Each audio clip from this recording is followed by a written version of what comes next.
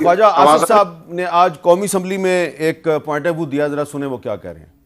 اپنی جو آئینی اوقات ہے صدر کی اس سے تجاوز کرتے ہوئے اس نے الیکشن کی ڈیٹ دے دی ہے جس کا اس کے ساتھ تعلق ہی کوئی نہیں ہے۔ اس سے بڑی آئین کی خلاف ورزی وہ کوئی نہیں ہو سکتی۔ It is like almost amounts to abrogating the constitution۔ غیر آئینی اقدامات اٹھائے جب جاتے ہیں ان کی جو بھی سزا ہے، جو تجویز کرتا ہے آئین ان کے خلاف جو ہے اس کے تحت کارروائی ہوگی۔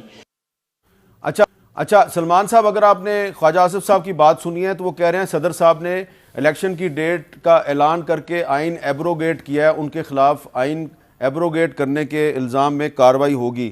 یہ کدھر جا رہے ہیں ہم؟ نہیں، میں اتفاق نہیں کر سکتا پھر صدر احترام۔ دیکھیں، آئین کا ایک بالکل اپنا ایک ڈھانچہ ہے، لیکن الیکشن ایکٹ موجود ہے۔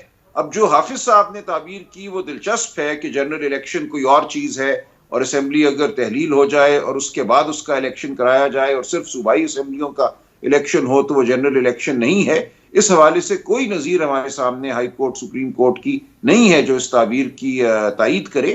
جو عام الفاظ استعمال ہوئے ہیں قانون میں، ان میں جنرل الیکشن سے یہی مراد ہے جب پوری اسمبلی کا الیکشن ہو تو اس کو جنرل الیکشن کہتے ہیں۔ سیکشن 57 الیکشن ایکٹ 2017 کا بہت وضاحت سے یہ طاقت صدر مملکت کو دیتا ہے۔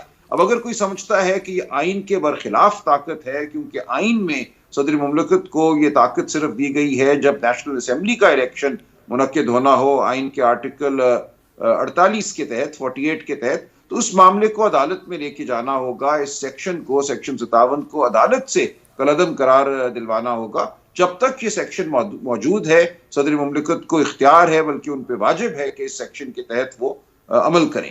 اگر یہ سیکشن کالعدم ہو جائے گا تو ظاہر ہے ان کا اختیار بھی کالعدم کا۔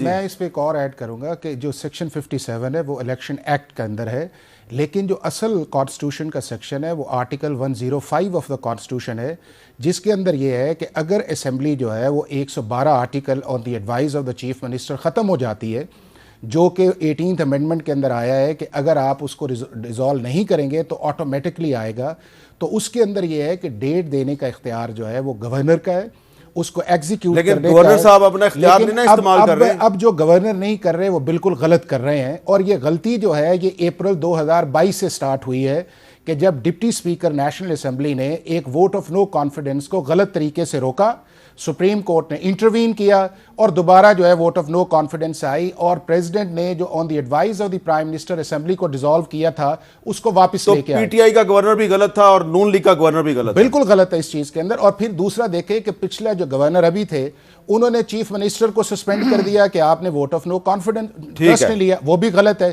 اب تیسری جو چیز اس کے اندر جو غلط طور پہ کی جا رہی ہے وہ یہ ہے کہ جب کانسٹیٹیوشن یہ کہتا ہے کہ ناٹ لیٹر دین 90 ڈیز، تو ناٹ لیٹر دین 90 ڈیز کا مطلب ہے اس کے اندر، اور 56 دن میر صاحب چاہیے اگر الیکشن پروسیس کو آپ ٹریگر کرتے ہیں from the debt of filing of the paper till the holding of the election, تو آپ دیکھ لیں کہ کہاں تک ہم چلے گئے ہیں۔